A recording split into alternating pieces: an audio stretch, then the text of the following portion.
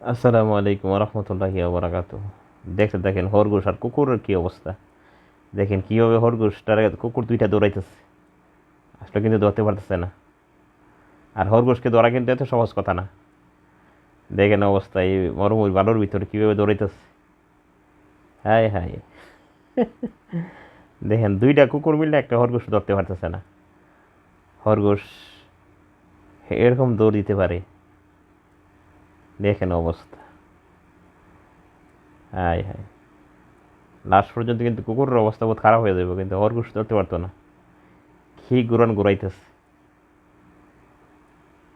হ্যাঁ, যদিও প্রাণীরা ছোট হইলে অনেক দৌড়াইতে পারে। দেখেন কি দৌড়াইতেছে, মানে কুকুরে ঘুরে একদম মেরে লাইব।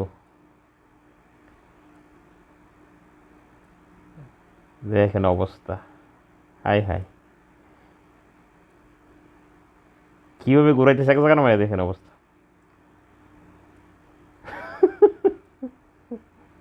কুকুরের অবস্থা 12টা বেজে যাবো গা।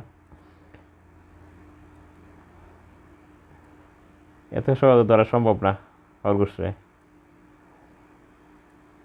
জায়গার মধ্যে কিভাবে এটা চক্কর খাইতেছে।